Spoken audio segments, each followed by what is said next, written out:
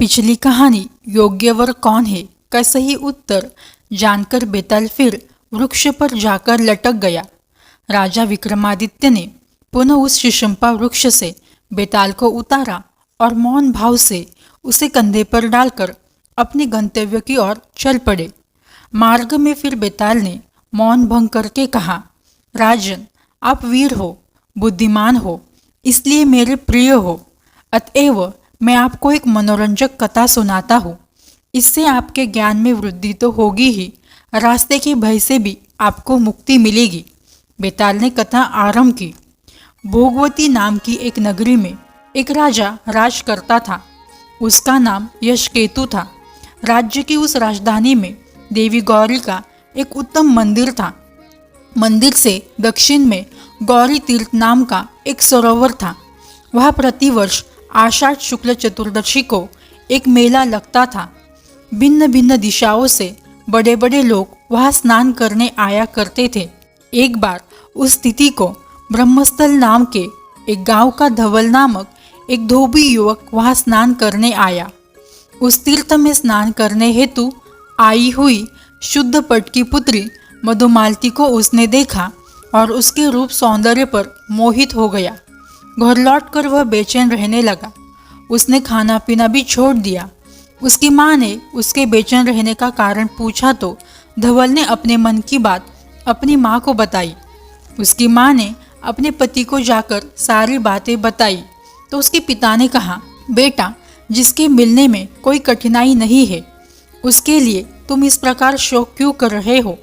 मेरे मांगने पर शुद्धपट तुमको अपनी कन्या दे देगा, क्योंकि कुल में, धन में और कर्म में हम उसके समान ही है। मैं उसे जानता हूँ, वह भी मुझे जानता है, इसलिए यह कार्य मेरे लिए दुष्कर नहीं है। इस तरह बेटे को समझा बुझाकर उसने उसे खाने पीने के लिए राजी कर लिया।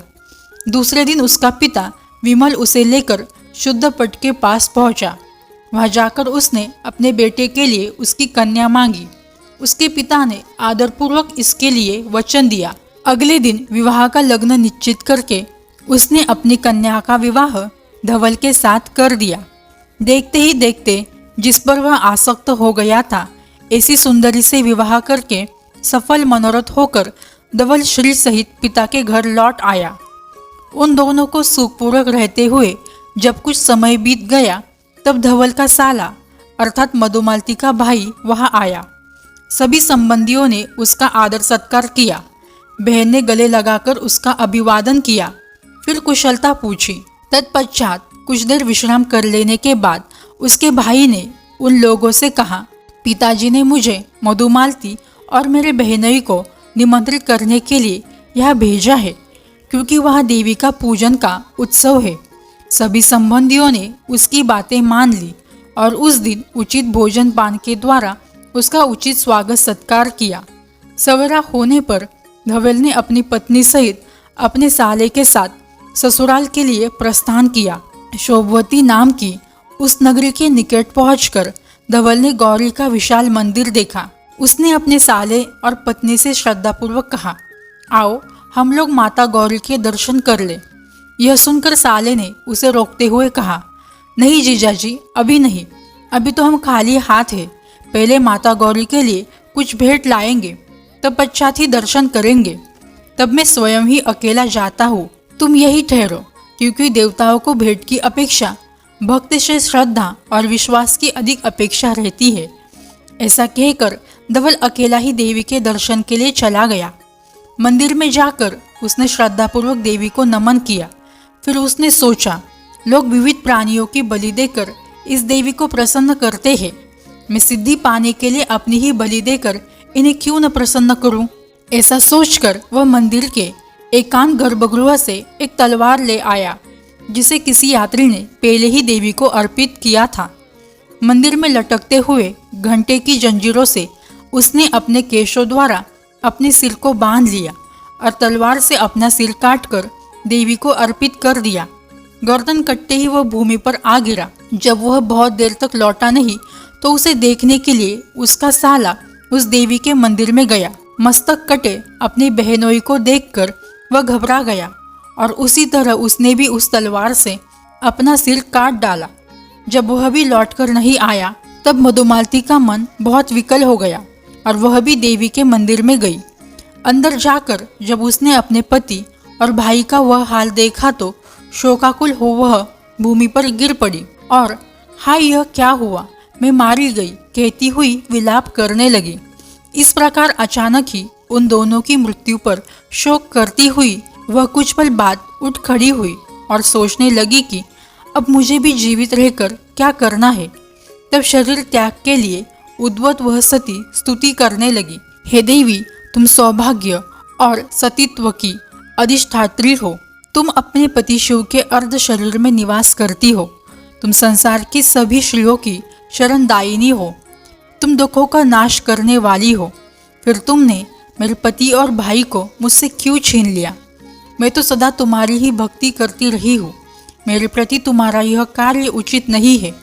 हे माँ, मैं तुम्हारी शरण में आई हूँ, अंत तुम मेरी प्रार्थना सुनो। दुर्भाग्य से लुटे हुए इस शरीर का अब मैं त्याग करती हूँ। अगले जन्म में जब भी जहाँ भी जन्म लूँ, पति और भाई के रूप में मुझे ये दोनों ही प्राप्त हो। इस प्रकार स्तुतिपूर्वक देवी से निवेदन करके उसने उन्हें पुनः प्रणाम किया और लताओं के द्वारा अशोक वृक्ष पर एक फंदा तैयार किया। फंदे को फैलाकर जो ही उसने अपने गले में डाला तो ही आकाशवाणी हुई, बेटी ऐसा दुस्साहस मत करो। अल्पवयस्कारा होकर भी तुमने जो इतना साहस दिखलाया है उससे मैं प्रसन्न हूँ। फंदा हटा दो। तुम अपने पति और भाई के शरीरों पर उनके सिर जोड़ दो। मेरे वर से ये दोनों जीवित हो जाएंगे। यह सुनकर मधुमालती प्रसन्नता से अधीर हो गई। उसने अपने गले से फंदा निकाल दिया और घबराहट में बिना विचारे उसने पति का सिर भाई के शरीर पर और भाई का सिर पति के धड़ पर जोड़ दिया।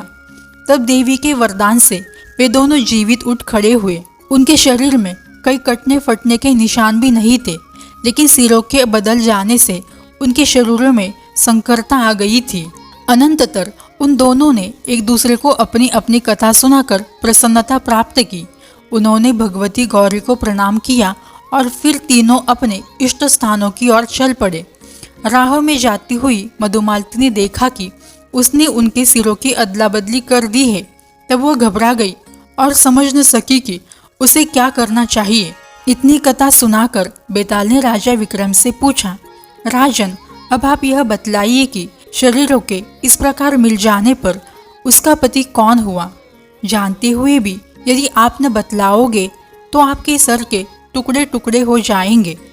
तब बेताल की इस प्रश्न का उत्तर राजा विक्रमादित्य ने इस प्रकार दिया, हे बेताल, उन दोनों में जिस शरीर पर उसके पति का सिर था वही उसका पति है, क्योंकि सिर ही अंगों में प्रधान है और उसी से मनुष्य की पहचान होती है। राजा के इस प्रकार सही उत्तर देने पर बेताल उनके कंधे से उतरकर चुपचाप चला गया। राजा भी अपनी उत्तर देने की भूल स्वीकार करते हुए पुनः उसे पाने के लिए शीशंपा वृक्ष की ओर चल पड़े। राजा विक्रमादित्य बेताल को लाने के लिए पुनः शीशंपा वृक्ष के नीचे पहुंच गए। उन्होंने बेताल को उतारकर अपने कंधे पर डाला और चलना शुरू किया।